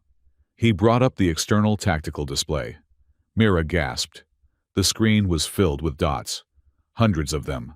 Thousands. Is that an invasion fleet? Mira asked, her blood running cold. Rowan zoomed in. No. Look at the transponders. They weren't warships. They were freighters. Passenger liners, mining barges, scavenger skiffs, private yachts. It was a ragtag armada of every shape and size, a swarm of metal descending on the station. They are refugees, Rowan said. The lanes are closed. The warp network is down. The navigation computers are all defaulting to the only active signal source left in the sector. Which is us, Mira realized, because you are holding the network together. They are not attacking, Rowan said. They are panicking. They are coming to the lighthouse because the ocean just turned pitch black. But then, a second signal cut through the noise. It was a tight beam transmission, encrypted with military-grade protocols. It bypassed the station's comms buffer and played directly over the speakers in the charter room. Subject Rowan Hale. The voice was unmistakably Vaxian. It wasn't Valak this time. It was the icy, synthesized voice of the High Adjudicator. We have traced the resonance cascade to your coordinates. You possess unauthorized control of Imperial infrastructure. Surrender the command keys immediately. A seizure team is en route. Resistance will be met with the total vaporization of your station. Rowan stared at the speaker. They are coming. They caused this, Mira shouted. They broke the sky and now they are blaming you. That is how power works, Mira, Rowan said calmly. They can't admit they made a mistake, so they need a villain. They need a saboteur. He turned to her. He reached out and placed his hands on her shoulders. His grip was firm grounding. Mira, listen to me. There is an escape pod in the lower maintenance bay. It is small, stealth-shielded. It can slip past their sensors while there is this much traffic. What? Mira blinked. You are going to take it, Rowan said. You are going to leave. You go to the Falari homeworld. You tell them you were a hostage. Tell them the crazy human forced you to work. Denounce me. Save yourself. Mira knocked his hands away. Are you insane? I am trying to save your life, Rowan yelled, his composure cracking. The Vaxians are coming to kill me or enslave me. This is not your fight. You were just an intern. I am not an intern, Mira yelled back. Her ears flattened her eyes, blazing gold. I am the engineer who fixed the resonance error. I am the one who crawled through your vents. I am the one who stood here for the last hour and helped you hold the galaxy together while you were shaking apart. She poked him hard in the chest. You said you were a coward, Rowan, and I believed you. But I saw you today. I saw you catch a falling star with your bare hands. You are not a coward. You are just lonely. And you are scared. She grabbed his hand, the rough, calloused hand of a mechanic, and squeezed it. If you think I am going to get in a pod and run away while you face an entire empire alone, then you are the stupidest genius I have ever met. Rowan looked at her. He looked at the fire in her eyes, the set of her jaw. For centuries he had been alone. He had carried the weight of the stars on his back without a single soul to share the burden. They will call you a traitor, Rowan said softly. The Falari Council will disown you. Let them, Mira said. I would rather be a traitor who knows the truth than a hero who lives a lie. Besides, she smirked, though her lip trembled slightly. Who else is going to fix the coffee machine when you break it? Rowan closed his eyes for a second, and when he opened them, the exhaustion was still there, but the defeat was gone, replaced by a cold, sharp resolve. Okay, he said. Okay. He turned back to the console. He typed in a command. The blast doors to the room unlocked. What are you doing? Mira asked. I am done hiding, Rowan said. He wiped the grease from his forehead. If they want the Star Warden, they are going to get him. He tapped the screen, opening a channel not to the Vaxians, but to the thousands of ships circling his station. This is Hale's Drift Dock, Rowan spoke into the microphone. His voice was steady, magnified by the station's array to reach every ship in the sector. I am opening the main hangar. I am inviting the representatives of every guild, every fleet, and every alliance to land. We have a lot to talk about. And the Vaxians? Mira asked. Rowan looked at the red void on the map. Let them come. They are about to find out why you don't kick a sleeping dragon. He turned to Mira. Ready. Mira straightened her jumpsuit. She smoothed the fur on her ears. She stood tall, standing shoulder to shoulder with the man who owned the galaxy. Ready, she said. Rowan hit the release. The heavy blast doors hissed open, revealing the corridor that led up to the hangar, up to the world that had rejected him, the world he had saved, and the world that was now coming to demand answers. Then let's go say hello, Rowan said. He did not walk like a mechanic anymore. He walked with the heavy, deliberate stride of a warden. And Mira walked right beside him, her tail held high, not as a servant, but as a partner. Above them, the hull of the station vibrated as the first of the heavy shuttles began to dock. The siege of Hale's Drift Dock had begun. The cargo bay of Hale's Drift Dock had been transformed into the most unlikely diplomatic chamber in the history of the Asterian Rim. Usually, Bay 4 was reserved for dissecting the carcasses of methane tankers that had flown too close to solar flares. The floor was scarred with burn marks from plasma cutters, and the air smelled permanently of oxidized copper and stale hydraulic fluid. But today, the rusted deck plates were crowded with the most powerful individuals in the sector. It was a visual collision of two worlds. On one side stood the station's haphazard collection of folding chairs and crates repurposed as tables. On the other side stood the delegates, a kaleidoscope of galactic wealth and panic. There was Captain Jax looking uncomfortable in a dress uniform that had not fit him for 10 years, representing the Independent Haulers Alliance. Beside him stood the Grand Navigator of the Merchant Guild, a towering crustacean-like being whose shell was polished with jeweled wax. There was the traveling doctor of the Red Cross sector, a woman known for treating plagues on quarantine worlds, looking exhausted and grim. And surrounding them were dozens of others, asteroid miners, luxury liner captains, and leaders of pilgrimage fleets, all of them stranded, all of them desperate. And then, standing apart like a splash of cold oil in a glass of water, was the Vaxian delegation. High Engineer Valek stood with his back to a stack of shipping containers. He was flanked by 4 Vaxian Praetorian guards, their silver armor gleaming under the harsh industrial floodlights. Valek looked furious. His pale skin was flushed with a hue of violet, a sign of extreme stress in his species. He refused to sit on the filthy human furniture, preferring to stand with his arms crossed, radiating disdain for everyone in the room. The murmur of the crowd died down instantly as the blast door hissed open. Rowan Hale walked in. He had not changed.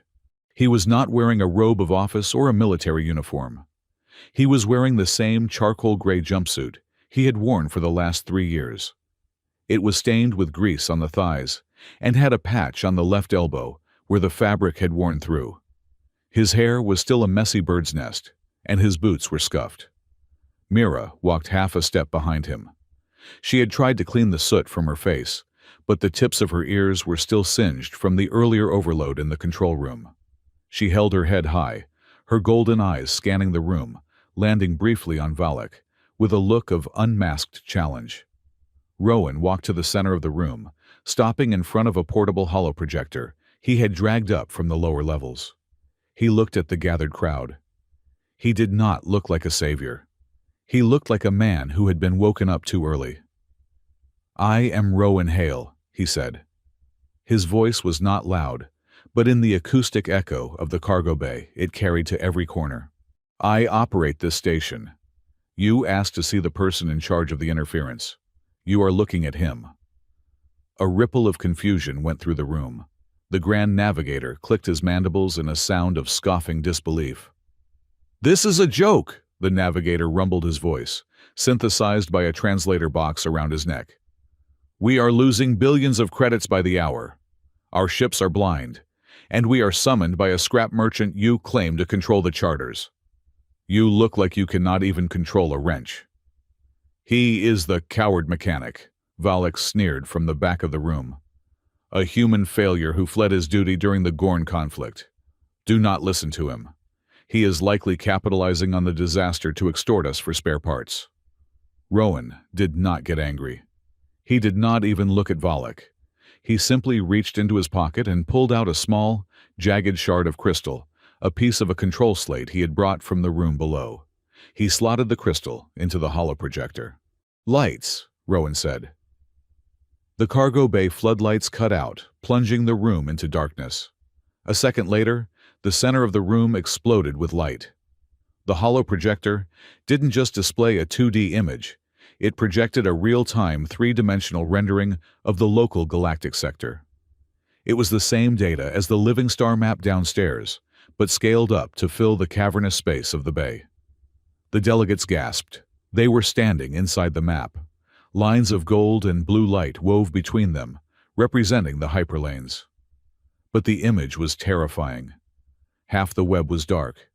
The Vaxian sector was a black void. The surrounding sectors were flashing with an angry red warning pulse, indicating imminent collapse. Rowan walked through the hologram, the starlight washing over his dirty jumpsuit. He stopped near a knot of tangled red lines near the Gamma cluster. "This is the Gamma trade route," Rowan said, pointing to a flickering line. "Currently there are 4,000 ships trapped in real space because the entry nodes have lost synchronization." He raised his hand. With a gesture that looked like he was conducting an orchestra, he twisted his wrist and pushed his palm upward. On the projection, the red knot unraveled. The lines smoothed out, turning from angry red to a stable, pulsing blue. "I just realigned the gravitational constants for that sector," Rowan said calmly. "The ships in Gamma can now jump." A beep sounded from the datapad of the Merchant Guild representative. He looked down, his eyes widening. "My fleet in Gamma, they just reported green lights.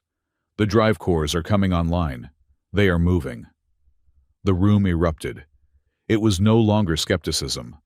It was pandemonium. The delegates surged forward, ignoring protocol, ignoring dignity. They were terrified captains begging for a lifeline. "Please," the traveling doctor shouted, pushing through the crowd. "I have a medical frigate stranded in the nebula. We have critical patients in stasis. The power is failing." "The helium export run is blocked," a miner yelled. "We will lose the contract." "Open the Pilgrim Road," Rowan held up a hand. The gesture was simple, but it commanded silence in a way that Valak's shouting never could. "I will restore the lines," Rowan said, his voice hard. "I can stabilize the critical nodes. I can get your ships moving again. But we have a problem." He turned slowly to face the Vaxian delegation. The map swirled around him, casting long shadows across his face. "The system is currently in a defensive lockout because of an unauthorized seizure attempt," Rowan said. "The Vaxian High Council tried to overwrite the route commands. Until that attempt is formally renounced and the Vaxian sector is reset to neutral status, the system will continue to fight me. If I force the surrounding lines open while the Vaxian sector is a black hole, the tension will snap the entire network, permanently." He looked directly at Valak. I cannot fix the galaxy until you stop trying to steal it. All eyes in the room turned to High Engineer Valak. The pressure was physical. Dozens of species representing trillions of credits and lives glared at the Vaxian. Valak looked like a cornered animal. His pride, the cornerstone of his entire existence, was being hammered by a human in a scrapyard. To admit fault, to renounce the right of reclamation in front of these lesser species, it was political suicide. Lies, Valak barked, stepping forward. His armor clanked on the deck. This is a trick, a human deception. You have sabotaged the network yourself to hold us hostage. The Vaxian Empire does not negotiate with terrorists, and it certainly does not bow to mechanics. It is not terrorism to lock your door when a thief tries to break in, Rowan replied coolly. You speak of theft. Valak's eyes narrowed. He looked around the room, searching for a weapon for leverage. His gaze landed on Mira. She was standing near the projector, monitoring the heat levels. She was wearing the standard station uniform, but around her neck, barely visible under the collar, was the thin, metallic band of the parole collar she had worn since her sentencing. Valak smiled. It was a cold, sharp expression. You claim to be a warden of order, Valak said, his voice dropping to a dangerous purr. Yet you harbor a fugitive, a convicted criminal who is currently serving a sentence under Vaxian jurisdiction. He pointed a gloved finger at Mira. That Falari is property of the state. She is a sentenced laborer, and by standing here aiding you in this extortion, she is committing treason. She is my assistant, Rowan said, stepping between Valak and Mira, and she is under my protection. Your protection means nothing, Valak screamed. Guards seized the prisoner. It happened too fast for the crowd to react. Two of the Vaxian Praetorians moved with blurred speed. They activated their gravity boots, launching themselves across the gap. Rowan tried to shove Mira back, but a gauntleted hand struck him in the chest, knocking him backward into a crate. Before Mira could unsheath her claws, she was grabbed. One guard twisted her arm behind her back, forcing her to her knees.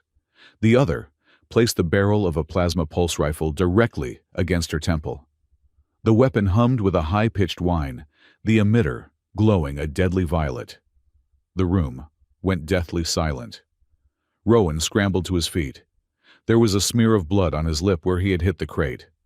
He looked at Mira, then at the gun pressed to her head. His hands, usually so steady, twitched at his sides. Valak stepped forward, regaining his composure. He smoothed the front of his ceremonial robe. Now, Valak said, his voice dripping with satisfaction. We will have a proper negotiation. Here are the terms. You will transfer the route command codes for the Vaxian sector to my datapad immediately. You will grant us full administrative privileges over the charters in our space. If I do that, Rowan said, his voice shaking with suppressed rage, you will weaponize the roads. You will cut off trade to anyone who disagrees with you. That is none of your concern, Valak snapped. You will do it, or I will execute this convict right here. The law allows for the disposal of rebellious assets. It would be a paperwork formality. He looked at the guard holding the gun. Prime the weapon. The gun whined louder. Mira flinched, her ears flattening, but she did not cry out. Rowan, Mira's voice cut through the tension. It wasn't a beg. It was a command. She looked at him. Her golden eyes were wide with fear, yes, but beneath the fear was a core of steel that she had forged in the fires of their shared exile. Do not give him the codes, Mira said clearly. Silence, animal, Valak hissed. Don't do it, Rowan, Mira continued, locking eyes with him. I know who you are. I know what you gave up to keep those roads free. If you give them the keys, everything we did today, everything you did for 40 years is gone. War starts tomorrow. I can't let him kill you, Rowan whispered. He looked like he was being torn apart. I used to be proud that I fixed an engine better than him, Mira said, a small, defiant smile touching her lips, despite the gun at her temple. I don't want to be the reason you kneel to a man who can't even tune a resonance filter. Do not be the coward they think you are. Not for me. Rowan looked at her. He saw the terrified intern he had met 3 years ago now, looking at him with the bravery of a queen. She was offering her life to protect his legacy, to protect the galaxy. Something in Rowan's face changed. The panic evaporated. The fear for her safety remained, but it was overtaken by a cold, glacial fury. It was the face of the man who had stared down emperors 500 years ago. Rowan stopped looking at Mira. He stopped looking at Valak. He looked up. He looked at the living star map that was still projected above them, filling the room with its silent, suspended light. He raised his hand. He didn't point at the projector. He didn't point at the interface. He reached up and touched a specific cluster of stars on the holographic map, the cluster representing the coordinates of the Vaxian fleet currently surrounding the station. "You made a mistake, High Engineer," Rowan said. His voice was devoid of emotion. It was as cold as the vacuum between stars. "You are threatening a man in his own workshop," Rowan continued. "But you forgot what I did. I am a mechanic. And do you know what the first rule of mechanics is?" Valak frowned, sensing a shift in the air. "What are you babbling about?" Rowan's fingers closed around the holographic stars, as if he were crushing them in his fist. "The first rule," Rowan said, "is that you never antagonize the person who holds the off switch." He twisted his hand. It wasn't a violent gesture. It was the motion of turning a key in a lock. Outside the station in the cold void of space, the effect was instantaneous. High Engineer Valak raised his hand to give the order to fire. But before he could speak, his earpiece exploded with noise. "High Engineer!" A frantic voice screamed in his ear. It was the commander of his personal dreadnought. "Power loss. We are losing main power. The reactor just scrammed, weapons are offline. Life support is switching to battery reserve." "What?" Valak stammered, tapping his earpiece. Report. "It is the fleet, sir," the voice shrieked. "All ships, every Vaxian vessel in the sector. Their cores just went dead. The warp drives are locked down. We are drifting. I repeat, the entire fleet is drifting." Inside the cargo bay, the 4 Praetorian guards suddenly stumbled. Their power armor, which relied on microfusion cells to support its weight, froze. The servos locked up. The glowing lights on their chest plates died. The plasma rifle pressed against Mira's head, emitted a sad descending whine, and clicked off. The guard holding Mira groaned under the weight of his own armor, which had just become 500 pounds of dead metal. He collapsed to his knees, unable to move his legs. Mira shoved him easily, scrambling away from the paralyzed soldier. Rowan stood there, his hand still raised, holding the invisible throat of the Vaxian Navy. "I just revoked the charter privileges for every fusion core registered to a Vaxian signature within 10 light-years, Rowan said. He spoke softly, but in the silence of the room, he sounded like a god. "The star charters don't just control the lanes, Valak. They regulate the harmonic frequencies that allow advanced technology to function in this region of space. I built the back doors. I wrote the safety protocols." He took a step toward Valak. The high engineer backed away, terror dawning in his eyes as he realized the magnitude of his error. "You are sitting in a metal box surrounded by vacuum," Rowan said, taking another step. "Your ships are dead. Your armor is a statue. Your weapons are paperweights. The only thing keeping you and your crew alive right now is the emergency oxygen reserve. You have about 6 hours of air." Rowan stopped inches from Valak's face. "You called me a coward," Rowan whispered. "I spent 50 years hiding in this rust bucket so I would never have to do this. I let you mock me. I let you judge me, because I knew that if I ever really fought back, it wouldn't be a battle. It would be an execution." He gestured to the paralyzed guards and the panicked delegates. "Now," Rowan said, "you have 2 choices. Choice 1, I keep this sector locked down. Your ships run out of air. You die here. And I explain to the galaxy that it was a tragic accident caused by your incompetence. Choice 2, Rowan continued, his voice hard as iron. You order your men to stand down. You release Mira from her sentence, expunge the record completely. And you publicly renounce the right of reclamation. Right now, in front of everyone. Valak looked at his guards who were struggling to stand in their unpowered suits. He looked at the window, where his mighty dreadnought was now just a dark silhouette against the stars, drifting helplessly. He looked at the other delegates, the captains, the doctors, the merchants. They were not looking at Rowan with fear anymore. They were looking at Valak with anger. They realized that the Vaxian arrogance was the only thing standing between them and open roads. "He controls the switch, Valak," Captain Jax shouted from the crowd. "Surrender, you fool, before he turns off our ships too." "Do it!" the traveling doctor yelled. "We need those lanes open." The pressure was absolute. Valak was alone, powerless, and surrounded. The high engineer slumped. His arrogance broke like a cheap casting. "Stand down," Valak whispered into his dead comms, hoping the backup channel worked. "Release the prisoner." He looked at Rowan with pure hatred, but he bowed his head. "I renounce the claim. We withdraw the reclamation." Rowan did not smile. He didn't gloat. He simply turned his wrist back the other way. A low thrum vibrated through the floor as the Vaxian ships outside began to power cycle. The lights on the guards' armor flickered back to orange standby mode, though they wisely did not raise their weapons again. Rowan walked over to Mira. She was rubbing her wrist where the guard had twisted it. She looked at him, her eyes wide. She had known he was powerful. She hadn't known he could turn an army off with a wave of his hand. "Are you hurt?" Rowan asked, his voice returning to the gentle, raspy tone of the mechanic. "I am fine," Mira said. Her voice shook slightly. You actually did it. You turned them off."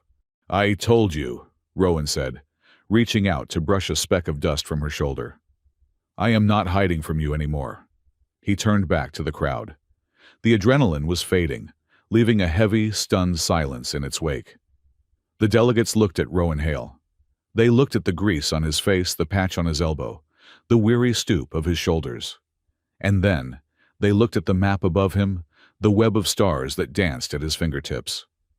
They realized that the man they had dismissed as a scavenger was the most powerful individual in the known universe. The traveling doctor stepped forward slowly. "Mr. Hale," she said, her voice respectful, bordering on reverent. "You just disabled a Vaxian battle group with a gesture. You fixed the gamma route in 10 seconds. You speak of the charters as if you wrote them." She paused, looking around at the other confused faces. "Who are you really?" she asked. "A mechanic cannot sign 1,000 charters. A human cannot live for 500 years. What are you?" Rowan looked at the doctor. Then he looked at Mira. She nodded at him, a silent encouragement. "Tell them. End the lie." Rowan took a deep breath. He walked over to a crate and sat down suddenly, looking very tired. He rubbed his face with his hands. "All right," Rowan said. "I will tell you. But you are not going to believe it, because the story doesn't start here. It starts before most of you were born. It starts before half these galaxies had names." He looked up at the map, his eyes tracing the oldest lines, the ones that burned with a white, steady light. "It starts with a mistake," Rowan said softly. "And a promise." The room was silent. Even Valak was listening. The galaxy waited for the coward mechanic to speak. The silence that filled the cargo bay of Hale's drift dock was heavy, textured, with the dust of centuries. The holographic map of the galaxy still swirled in the center of the room, casting long, shifting shadows against the rusted bulkheads. But the terror that had gripped the room only moments ago had evaporated, replaced by a profound, bewildering curiosity. The delegates, captains of industry, leaders of pilgrimage fleets, and the humbled Vaxian High Command sat on their makeshift crates and folding chairs, leaning forward. They looked at Rowan Hale. They looked at the grease stains on his knees, the fraying collar of his jumpsuit, and the calloused hands that were currently resting on his thighs. It was impossible to reconcile the image of the coward mechanic the man who ran a scrapyard on the edge of nowhere, with the entity who had just paralyzed a battle fleet with a wave of his hand. Rowan took a sip of water from a dented tin mug Mira handed him. He looked into the cup as if reading tea leaves, then looked up at the assembly. To understand why we are here, Rowan began, his voice raspy but steady. You have to understand that the galaxy used to be much larger. Before the jump gates, before the hyperlane, space was a prison. A species could spend 10,000 years traveling and never meet a neighbor. He gestured to the map. With a thought, the hologram shifted, winding back time. The gold and blue lines of the hyperlanes vanished, leaving only a sea of isolated stars. Then came the Pathfinders, Rowan said. They were not an empire. They were not a government. They were a loose collective of explorers, mathematicians, and dreamers from a dozen different worlds. They discovered that gravity is not just a force. It is a language. If you sing the right note to a star, it sings back. And if you harmonize two stars, they pull the fabric of space-time together between them. The first stitch, the traveling doctor murmured, recognizing the term from ancient mythology.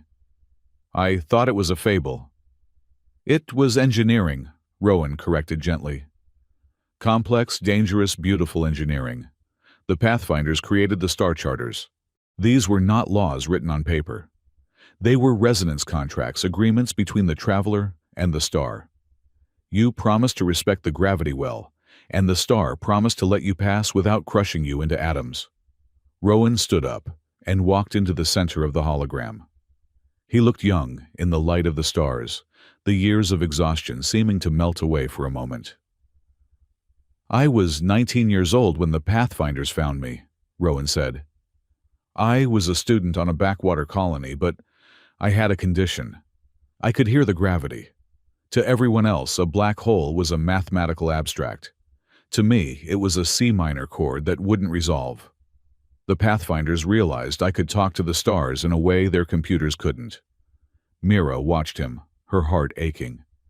She imagined a young Rowan, brilliant and overwhelmed, listening to the music of the spheres. They gave me the task of stabilizing the network, Rowan continued. I traveled from the core to the rim. I visited the great anchors. I sat in the coronas of blue giants and the accretion disks of neutron stars.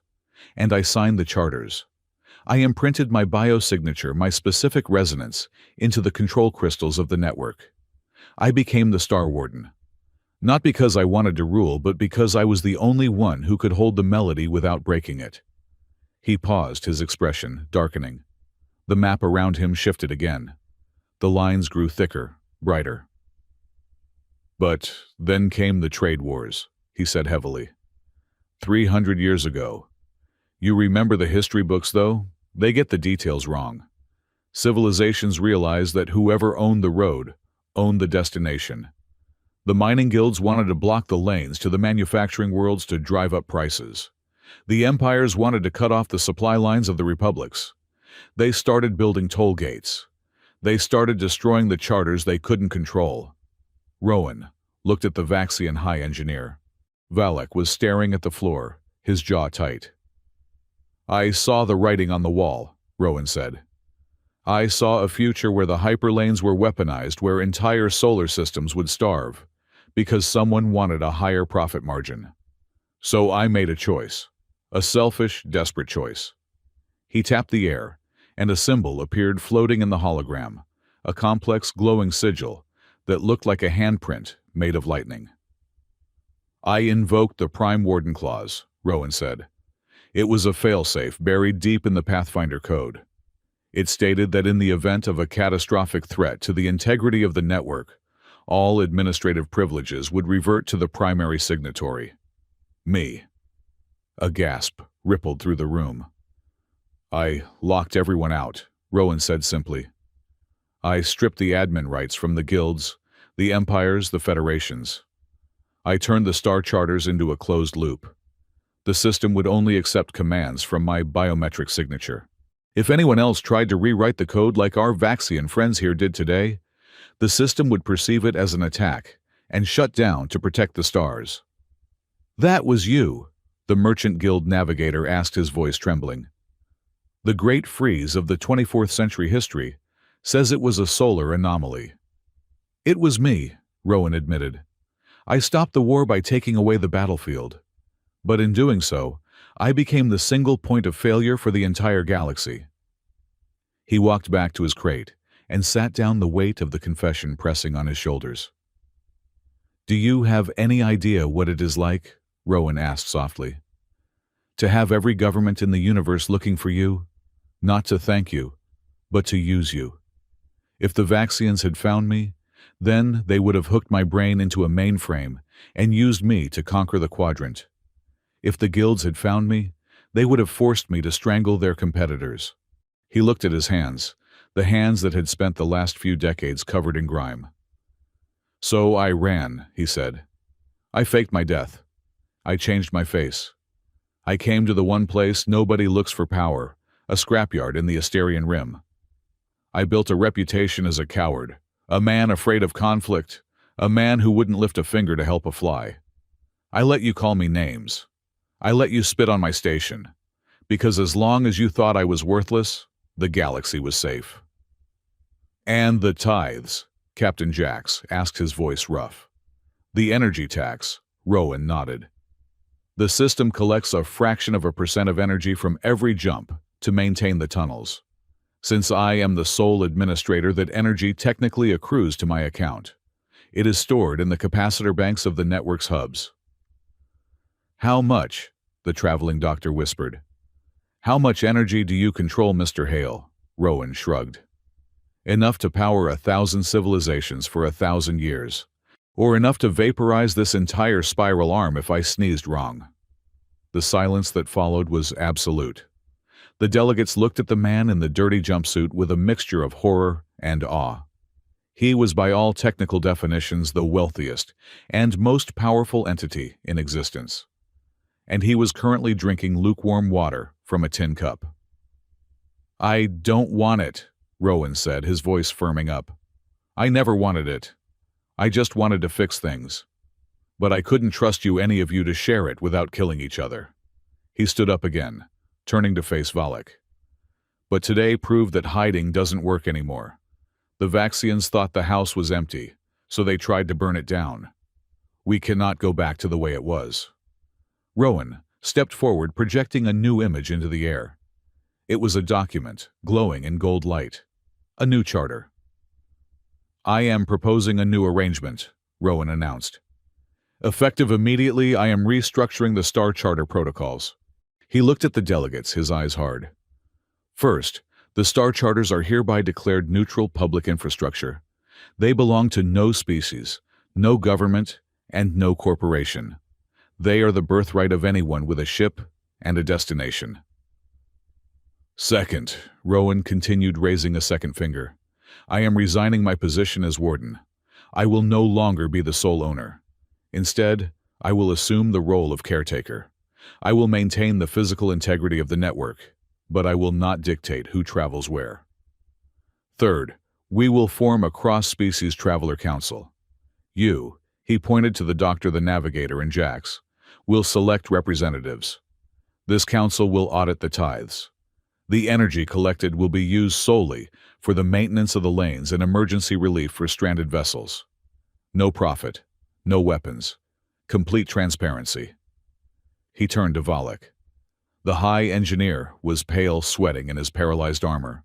"And finally," Rowan said, his voice dropping an octave, "we have the matter of the Vaxian Empire." Valak flinched. "We accept the terms of the council," he stammered. "That is the easy part," Rowan said. He stepped closer, invading Valak's personal space.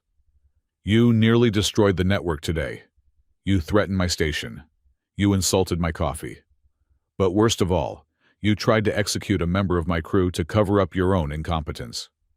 Rowan gestured to Mira. She stepped forward, her head high. "This is the deal," Rowan said. "The Vaxian High Council will issue a formal public decree. You will admit that the blackout was caused by an unauthorized Vaxian intrusion. You will apologize to every ship that was stranded. And, Rowan added, pointing at Mira, you will expunge the record of Mira of the Falari. You will vacate her sentence. You will acknowledge that her repair on the Pride of Vaxia was not arrogant, but correct. You will state on the official record that she is a Master Engineer Class 1. Valak's eyes bulged. To admit a mistake was hard. To admit that a lesser species was a Master Engineer was culturally devastating. That is unprecedented, Valak hissed. Rowan leaned in. So is being able to turn off the sun, Valak. Do we have a deal? Or should I close the Vaxian lanes for another century? I hear the view from the dark is very educational. Valak looked at the map. He saw the black void where his empire used to be. He looked at his paralyzed guards. He looked at Rowan Hale, who held the off switch for his entire civilization. Agreed, Valak choked out. We agree, Rowan nodded. He didn't smile. He didn't celebrate. He just looked relieved. Good, Rowan said. Now get off my station. He flicked his hand. The invisible grip on the Vaxian armor released. The guards stumbled their servos, whining as power returned. Outside, the sensors registered the Vaxian fleet's reactors, cycling back online. Valak did not say another word. He turned and marched out of the cargo bay, his guards trailing behind him, stripping off the last shreds of his dignity as he fled. The remaining delegates erupted into applause. It wasn't polite applause. It was the raucous, relieved cheering of people who had just watched a bomb be defused. Captain Jax slapped Rowan on the back so hard, he nearly knocked the mechanic over. The traveling doctor was weeping openly. Rowan stood in the center of it all, looking a little lost, a little overwhelmed. He looked over the heads of the crowd and found Mira. She was standing by the projector smiling. It was a soft, private smile just for him. He had saved the galaxy, yes. But looking at her, Rowan realized he had done something much harder. He had stopped running. The following hours were a blur of bureaucracy and logistics.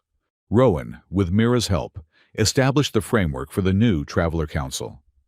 They unlocked the frozen nodes one by one, watching the red lines on the map turn back to a healthy, pulsing blue. By the time the last delegate shuttle had departed and the station had returned to its usual quiet hum, it was late into the night cycle. Rowan sat in the sanctuary of the map, no longer a secret room, but now the heart of the new administration. The blast doors were open. The air smelled of ozone and victory. Mira walked in carrying 2 mugs of steaming calf. She looked exhausted. Her fur was matted, her uniform was stained, but she looked lighter than she had in 3 years. Here, she said, handing him a mug. I made it strong. You look like you are about to pass out. Rowan took the mug, wrapping his hands around the warmth. I feel like I have been run over by a hauler, twice. That is what happens when you restructure galactic politics before breakfast, Mira said, sitting down on the edge of the console next to him. They sat in silence for a moment, watching the living star map spin slowly. It was beautiful. The angry knots were gone. The flow of commerce and travel had resumed, a river of light flowing through the dark. So, Rowan said, staring into his coffee. You are free. Mira paused the mug halfway to her lips. I am. Valak sent the confirmation code an hour ago. Rowan continued, his voice carefully neutral. Your record is clean. You are a master engineer. You can go back to Fella Prime. You can get a job at the academy. You can go home. He didn't look at her. He couldn't. The thought of the station without her, the silence, the empty bunk, the lack of sarcastic comments about his filing system, was suddenly more terrifying than the Vaxian fleet. I could, Mira said slowly. I could go back. My family would probably throw a parade. I could get a nice office with a view of the capital, clean work, regular hours, no rust, no exploding toilets. Sounds nice, Rowan murmured. It does, Mira agreed. She took a sip of her calf. But there is a problem. Rowan looked up. What problem? The resonance on the Alpha 9 conduit is still off by 0.03%, Mira said, pointing at a tiny line on the map. And the gravity plating in Sector 4 still lists to the left. And this station, frankly, Rowan, the wiring is a disaster. If I leave, you will probably electrocute yourself within a week. Rowan stared at her. You want to stay here in a scrapyard? Mira set her mug down. She turned to face him fully, her golden eyes serious. It is not just a scrapyard anymore, is it? She said softly. It is the center of the network. It is the caretaker's post. You are going to need help, Rowan. Real help. Not an intern, but a partner. She reached out and took his hand. Her palm was warm. Her claws retracted her touch gentle. Besides, she added, her voice dropping to a whisper, I realized something today. I don't want a clean office. I want the dirt. I want the ozone. I want to fix things that are broken. She squeezed his hand. And you, Rowan Hale, you are the most interesting broken thing I have ever found. Rowan looked at her. For 40 years he had pushed people away. He had built walls of indifference and fear. But Mira had climbed through the vents. She had crawled through the dirt with him. She had stood with a gun to her head and told him not to bow. I am not broken, Rowan said, a small, genuine smile breaking through his beard. I just needed a tune-up. A major overhaul, Mira corrected, grinning. But the parts are good, Rowan laughed. He pulled her closer, and for the first time he didn't hesitate. He wrapped his arms around her, burying his face in the crook of her neck. She smelled of engine grease and sweet spice. She smelled like home. I have been alone for a long time, Mira, he whispered against her ear. I don't know if I remember how to be anything else. We will figure it out, Mira said, resting her chin on his shoulder. One bolt at a time, just like the engines. Rowan pulled back to look at her. I have tons of credits and energy reserves. I could build you a palace. Fix the hot water heater first, Mira said. Then we can talk about palaces. Rowan laughed again, and this time the sound echoed through the room, chasing away the last of the ghosts. Epilogue. 3 weeks later, Hale's drift dock had changed. It was still ugly, a lump of rusted iron floating in the void, but it was no longer silent. The docking pylons were full. Ships from a dozen sectors were docked, undergoing repairs, or simply stopping for a rest on the newly reopened trade routes. The atmosphere inside was bustling. A team of automated drones paid for by the new council funds was scrubbing the hull. The main hangar was bright clean and filled with the sound of commerce. But in Bay 4, things were quiet. Rowan lay on a creeper, sliding out from under the chassis of an ancient transport shuttle. He wiped a smear of oil from his forehead. Wrench, he said, holding out his hand. Hydrospanner is better for that bolt, a voice said from above. Mira was sitting on top of the engine block, her legs dangling. She was wearing a new jumpsuit, crisp blue, with the insignia of the Asterian caretakers on the shoulder, but it was already smeared with grease. I like the wrench, Rowan grumbled. It has character. It has rust, Mira countered, handing him the hydrospanner anyway. Use the tool, caretaker. Rowan took the spanner, grumbling good-naturedly. He went back to work, tightening the flange on the intake valve. Hey, Rowan, Mira asked after a moment. Yeah. The Traveler Council is calling in an hour. They want to discuss the titration rates for the Gamma sector.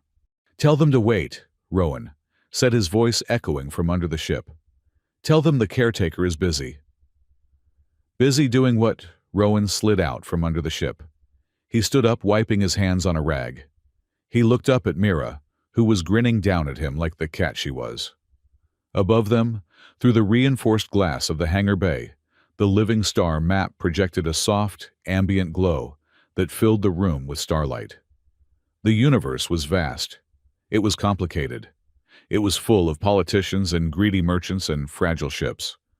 But right here in this bay, everything was simple. Busy fixing a ship, Rowan said. He reached up and tapped Mira's nose with a greasy finger. And listening to the engine sing. Mira jumped down, landing lightly beside him. She bumped her shoulder against his. "It sounds good," she said, listening to the hum of the station, the hum of the map, and the steady beat of the life they were building together. "It sounds perfect." Rowan put his arm around her shoulders. Together, they looked out the viewport, past the rusted hull of their home, to the infinite open roads of the stars. "Yeah," Rowan said, smiling. "It does." He turned back to the workbench. "Now, pass me that solvent. We have got a lot of work to do." And, for the first time in 500 years, Rowan Hale wasn't working to hide. He was working to live. The end.